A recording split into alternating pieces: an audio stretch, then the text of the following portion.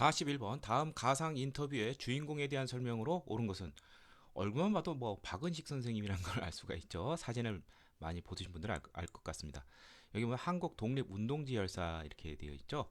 자, 이분은 개항기 이후 일본의 그 침탈에 대해서 아주 잘 설명하고 있고요. 이분은 뭐 국혼 사상을 강조했죠. 민족혼을. 그리고 이 사람의 저서로는 이제 개항기 이후 일본의 침탈 역사 관련돼서 한국 독립운동지 열사와 아픈 역사, 한국 통사가 있습니다. 자, 그래서 이분은 이제 신채호 선생님과 함께 민족주의 사학, 민족주의 사학은 어떤 정신정의를 많이 강조하는데 이분은 국혼을 강조했습니다. 그래서 정답은 5번이 되겠고요. 자, 나머지는 어떠한 역사학과인지 살펴보죠. 민족의 어를 강조하고 5천년 조선의 어를, 그다음에 조선학 운동을 안재웅, 문일평 등과 함께 추진해서 실학의 고전 등을 잘 정리한 사람, 위당 정인보 선생이 되겠죠. 진달학회를 설립하여 실증주의 역사학을 발전시킨 사람은 이병도. 그 다음에 조선사 편수에 들어가 조선사 편찬에 참여하였다. 그래서 약간 식민사관과 좀 관련이 있는 것으로 좀 오인받기도 하는 분들이 누가 있냐면 바로 위에 있는 이병도하고 그 다음에 이제 불안문안으로 유명했던 이제 최남선, 이 두 사람이 이 조선사 편수회에서 촉탁으로 참여한 것은 사실입니다. 근데 뭐 일제 뭐 식민사관에 뭐 적극적으로 동조했다기보다는 거기 참여하면서 어떤 자료 사료를 아마 좀 확보하기 위한 그런 차원으로 좀 보이기도 합니다.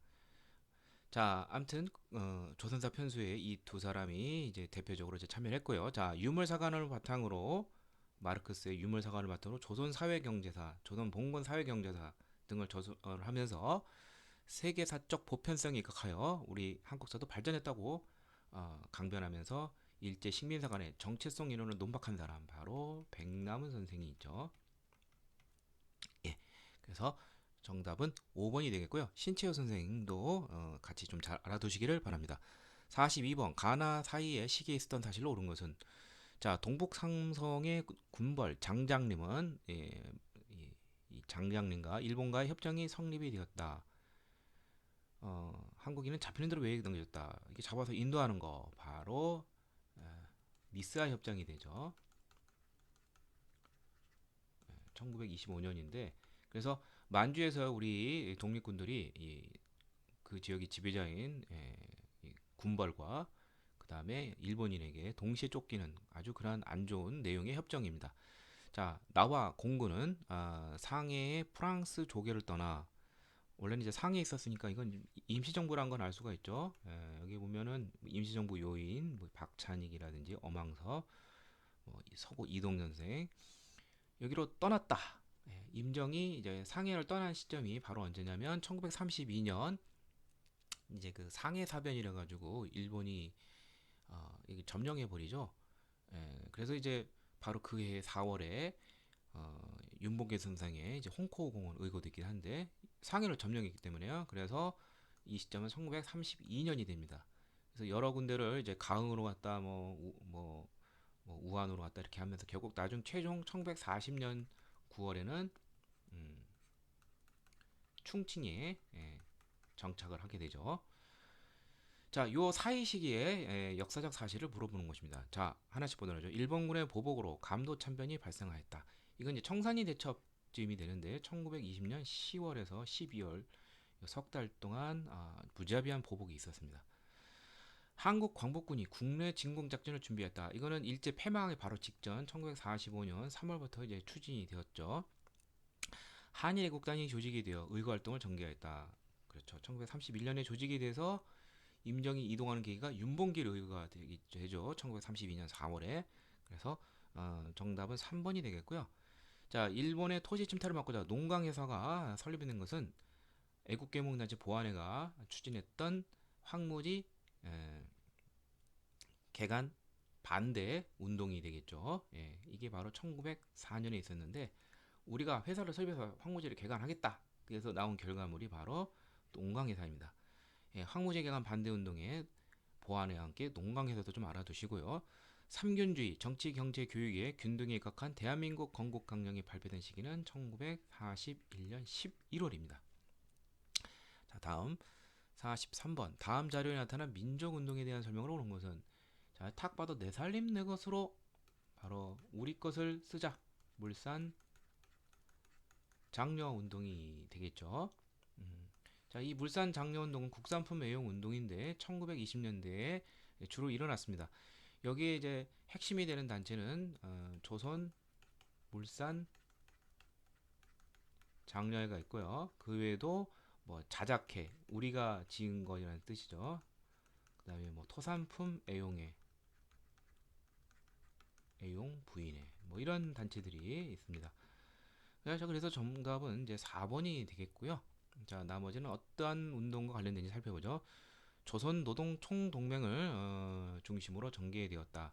자, 이것은 노동쟁의와 관련되어 있는데, 조선 원래는 노농 총동맹이라는 것이 1924년에 결성이 돼서 노동자 농민의 그러한 운동이 이제 같이 추진이 되는데, 이게 1927년에 농민과 노동자 노동 이쪽이 이제 분리가 됩니다. 자, 이것은 이제 그 노동쟁의와 관련된 것이죠. 이것은 사회주의 영향을 받은 것이고, 자, 그다음에 근의회 주도로 여성의 권익을 옹호했다. 이건 이제 여성 운동인데 신간의 자매 단체이죠. 그래서 좌우압작적인 성격이 있죠. 백정에 대한 사회적 차별 철폐를 목표로 했다. 자, 이것은 형평운동이죠.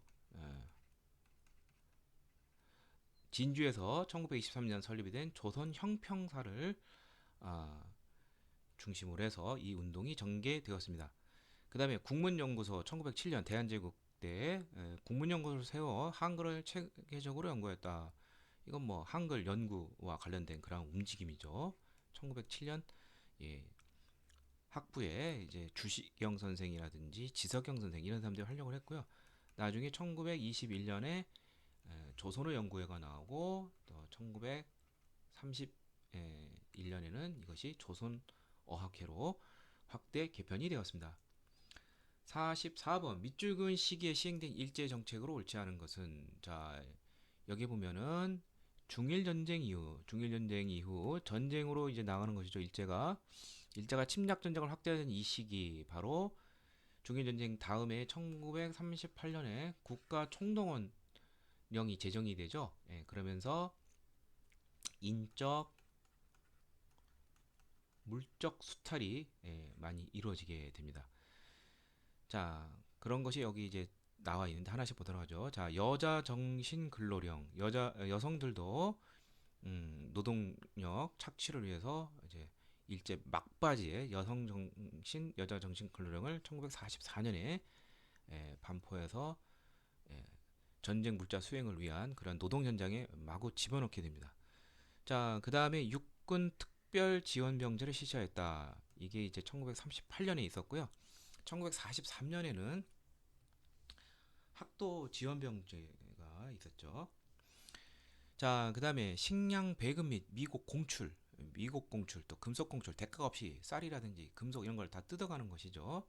자, 이게 이제 1940년 이때 물적 수탈에 해당이 되고요. 그 다음에 조선 사상범 예방 구금령, 사상범들을 미리 위험성이 있으면 이제 구금을 하는 거.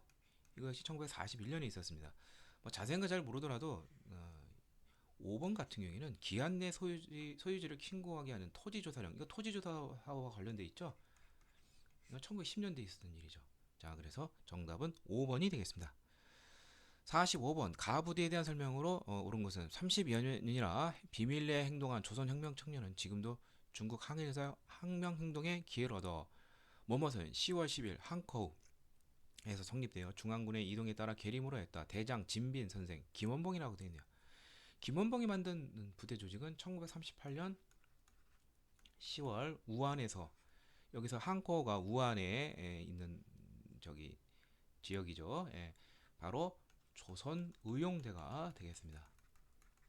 이 조선의용대는 중국 관내, 그러니까 이쪽 만주 지역이 아니라 중국 본토 관내에서 설립이 된 최초의 한인 무장대였고 중국 국민당과 같이 괴를 같이 했습니다. 그래서 정답은 5번이 되겠고요. 조선의용대는 나중에 이제 흩어지게 되죠.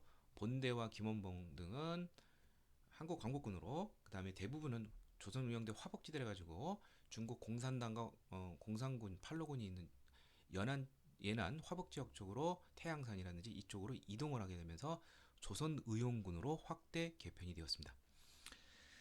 자, 나머지 보도록 하죠. 청산리에서 일본군과 교전하였다. 이때는 자, 여러 독립군들이 활동을 많이 했는데 대표적인 것이 북로 군정서와, 자, 이것은 김저진 장군이 이끈 것이고, 홍범도 장군이 이끄는 대한독립군, 뭐 이런 것 등이 이제 그 외에도 여러 단체들이 많이 있습니다. 활약을 했고요.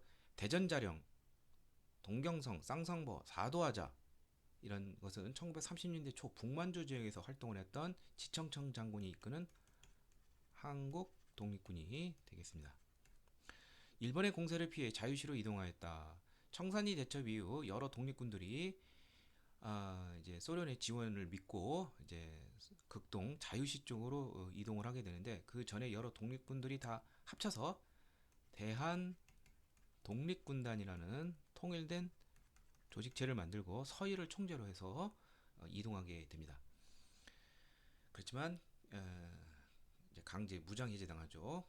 공산 세력들의 우리 독립군들의 어떤 지휘권을 둘러싸고서 갈등이 크게 분출하게 된 것입니다. 중국 의용군과 연합하여 흥경성 전투를 이끌었다.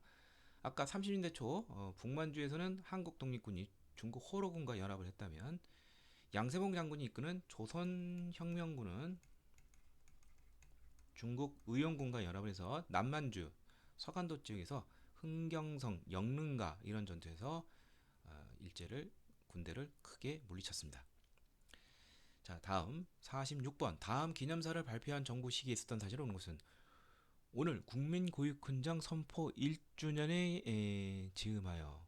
자, 국민교육헌장이 1968년에 반포되었으니까 그 1주년이면 1969년이고, 이 시기는 박정희 정부가 되겠습니다.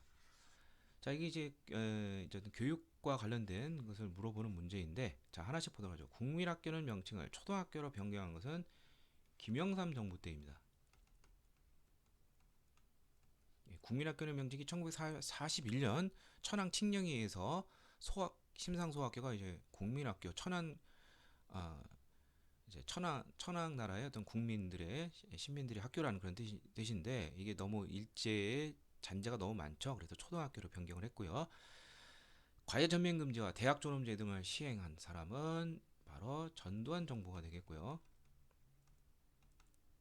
문맹 국민 완전 퇴치 5개년 계획을 수립하여 추진했다. 자, 이것은 이승만 정부가 굉장히 공을 들인 것입니다. 그래서 이승만 정부는 이 교육에 신경을 좀 많이 썼는데, 이거와 함께 또 하나가 미국에서 시행하던 633 학제를 이미 미 군정 시부터 시작을 해서 이승만 정부 때 도입을 하였습니다. 이 둘은 미국식 교육을 영향을 많이 받은 사람이죠. 그 다음에 중학교 입시 제도를 폐지하고 무시험 추첨제를 실시하였다. 이게 이제 박정희 정부 때죠. 그래서 이제 고교 평준화가 이루어지는 것이죠. 무시험 추첨제 이게 나오고, 이제 뭐 선발을 위해서 뭐 연합고사라는 게 나오기도 했었죠. 예전에는 이제 고등학교 자체에 가는 것도 뭐 예비 본고사 이런 시절이 있었습니다. 그렇지만 단순화시킨 것이죠. 그래서 박정희 정부 때 바로 고교 평준화 관련된 무시험 추천제, 정답은 이제 5번이 되겠고요. 다음 47번. 가나안 사이의 시기에 있었던 사실로 옳은 것은 조선의 독립을 보장한 삼상회의, 모스크바 삼상회의 일정에 따라 좌우합작, 그러니까 이것은 좌우합작 운동과 관련된 것이고, 어떤 원칙이 나오는 거죠. 좌우합작 7원칙, 중도 좌우 세력의 그러한 내용이 담겨져 있는데, 예를 들면 토지개혁을 하는데 몰수도 있고 유조건 몰수도 있고 체감 배상도 있고, 몰수는 이제 무상이 되겠고, 유조건 몰수 체감 배상 같은 경우에는 이제 유상적인 묘소가 있는 것이죠. 이제 중도적으로 결합이 된 것이죠. 이것이 나온 시점이 1946년 10월이 되겠습니다. 자, 그 다음에 외국 군대가 철퇴한 이후 하기 제 정당 잔체 세력 공동 명령에서 어쩌고 저쩌고 하면서 즉 각각 각계각층을 대표하는 민주주의 임시정부가 즉시 수립될 것이며 어쩌고저쩌고 이렇게 나옵니다. 이 재정당 단체들이 이제 모였다는 것이죠. 이게 바로 재정당 사회 연석회의, 이른바 이것을 이제 남북 협상이라고 하죠. 50 총선거 바로 직전에 남한 단독 선거에 반대하는 세력들이 평양에서 모여서 이러한 회의와 성명서를 발표하게 됩니다. 예, 요 사이 시기에 있었던 일을 찾는 문제가 되겠습니다. 그러면 왜 이 남북 협상 같은 것이 나오느냐? 남한만의 단독 선거가 이제 결정이 되는 것이 이제 나왔기 때문에 그런 것인데, 자, 2차 미소 공동위원회가 이제 결렬이 되면서 저합적 운동도 이제 실패로 끝나게 됩니다. 그러면서 1947년 11월 이제 미국이 한반도의 정부 수립 문제를 이제 유엔에 상정을 했는데, 거기에 따라서 1947년 유엔 총회에서 남북한 인구 비례에 의한 총선거를 결정을 했습니다. 이에 대해서 북한은 거부를 했죠. 자기들에게 인구 비례에서 볼 때 불리하니까. 자, 그래서 유엔 한국임시위원장은 남한만에서 활동 가능해서만 이제 활동하게 되고, 최종적으로는 1948년 2월에 가능한 곳, 즉 남한밖에 안 되겠죠. 남한만의 단독 총선, 50 총선이 결정이 되었습니다. 유엔 총회, 유엔 소총회 그 두 개가 있어야 되는데 여기 있네요. 유엔 총회에서 인구 비례한 남북 총선거가 의결이 된 것이 요 사이에 올 수 있겠네요. 자, 나머지 보도록 하죠. 유상매수 유상분배 원칙의 농지개발법이 제정됐다. 이건 대한민국 정부 수립 이후죠. 1949년 6월이 됐고요. 남한만의 단독 정부 수립을 주장한 정업 발언이 제기가 됐는데 이승만의 이게 반발해서 저합작 운동이 일어난 것이죠. 그러니까 이건 저합작 실현칙보다 먼저 있어야 되겠죠. 1946년 6월에 단독 정부 수립 정업 발언이 이승만에 의한 이것이 제기됐고요. 여운형이 중심이 되어 조선건국준비위원회를 조직했다. 이건 해방 바로 직후죠. 1945년 8월 15일부터 바로 활동을 했고요. 국가보안법 개정을 통과시킨 이른바 보안법 파동이 발생했다. 이건 이승만 정부 시기인 1958년 12월에 이 보안법이 이제 반대파를 이제 제거하는 그런 수단으로 이제 많이 이제 전락을 하게 되는 것이죠. 자, 다음 48번 다음 명령을 시행한 정부 시기에 있었던 사실로 옳은 것은 금융실거래 비밀구조는 긴급재정경제명령. 이거 김영삼 정부죠. 김영삼 정부의 경제적인 것과 관련된 걸 찾는 것인데 여기는 어떤 것이 있느냐. 뭐 제일 많이 나온 게 이제 OECD 성급하다는 비판에도 불구하고 1996년에 OECD에 가입을 했고요. 금융실명제, 뭐 거의 김영삼 정부에 대한 경제 정책에서는 이 두 가지를 많이 물어봅니다. 그래서 정답은 2번이 되겠고요. 자, 나머지 경부고속도로 준공하였다. 1970년 이제 완공이 되는데 이거 뭐 박정희 정부와 관련되어 있고요. 예, 국가의 어떤 기간 시설 이런 데를 이제 충분히 확충을 했었죠. 칠레와의 자유무역협정을 2004년에 체결한 것은 고 노무현 정부가 되겠고요. 한미 FTA도 일단은 체결했습니다. 1차 경제개발 5개년 계획을 추진했다. 이것도 역시 박정희 정부와 관련돼 있죠. 박정희 대통령이 되기 전 군정 시대부터 1962년 시작을 했고요. 300산업 원조 물자를 가공하는 원조 경제로 인해서 뭐 밀가루라든지 뭐 설탕, 제면, 제당, 제분 뭐 이런 것 등이 이제 300산업이 이제 발달하게 되는데 소비재 중심으로 된 것이죠. 이것도 역시 이승만 정권과 관련이 되어 있죠. 자, 그래서 정답은 2번이 되겠습니다. 49번 가민주화 운동에 대한 설명으로 옳은 것은 자, 49번은 보통 한능검심에서 민주화 운동, 50번은 뭐 통일을 위한 노력 뭐 이것이 나올 게 뻔한데요. 민주화 운동하면 딱 세 가지만 알면 돼요. 1949년 이승만 독재와 3.15 부정선거와 관련된 1960년 4.19 시민혁명, 그 다음에 1980년에 5.18 민주화운동, 광주 민주화운동, 그 다음에 6월 민주항쟁, 1987년. 예. 자, 근데 여기 보면 경찰청은 40주년, 지금이 2020년이니까 40을 빼면은 1980년 5.18 민주화운동밖에 없겠네요. 예.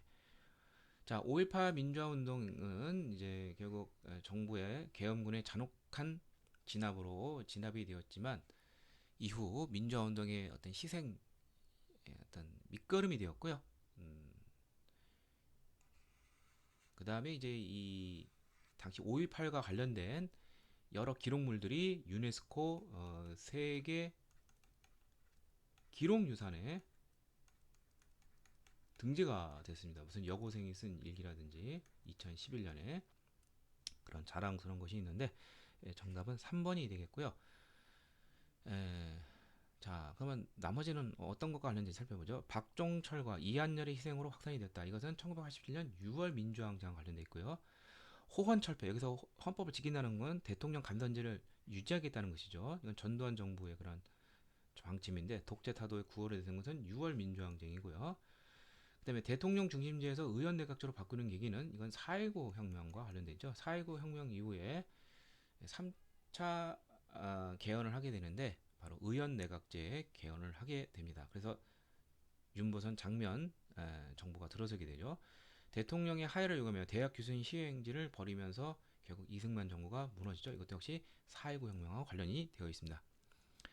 50번 다음 정부 시기의 통일 노력으로 오른 것은, 통일의 노력은 박정희 정부 때 7.4 남북 공동성명, 그 다음에 1991년에 남북 기본합의서, 노태우 정부 때죠.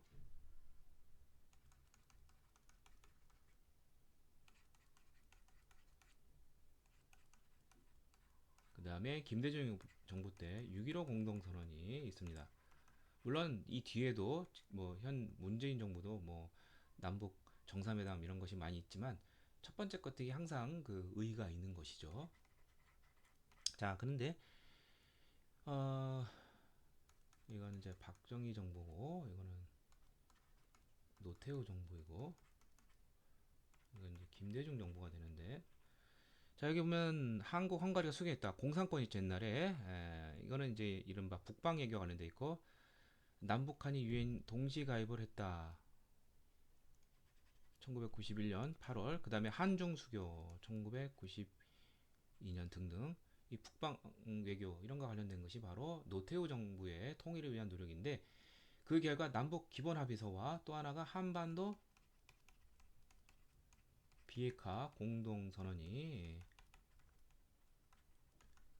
동시에 발표가 되었습니다. 이미 남북 기본 합의서에서 남북 불가침하고 비핵화하기로 했는데, 아직도 해결이 안 돼서 이 정부 내에 이것은 아직도 요원하죠. 그래서 정답은 바로 5번이 되겠고요.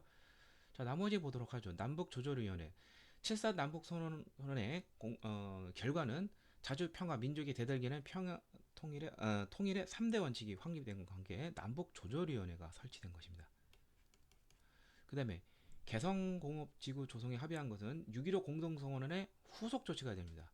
이거 외에도 6.15 공동선언과 관련된 후속 조치는 경의선 연결이라든지 이산가족 상봉 이런 것 등이 있습니다. 14 남북 공동선언을 발표했다. 자, 이것은 고 노무현 정부인데요. 2차 남북 협상, 남북 정상회담이 있었죠. 예. 지금은 뭐 수시로 여러 번 있었죠. 문재인 정부에서는. 그 다음에 금강산 해로 관광 산업을 시작했다. 이거는 역시 김대중 정부와 관련이 돼 있죠. 예. 자, 6.15 공동선언 이전에 이미 민간 부분에서도 정주영 현대 명예회장의 소대 방북을 통해서 물꼬를 트면서 그해 1998년에 금강산 해로 사업이 시작이 되었습니다. 자, 그래서 정답은 노태우 정부의 통일 정부 노력과 관련된 거, 한반도 비핵화 공동선언, 남북 기본합의서 잘 알아두시기를 바랍니다.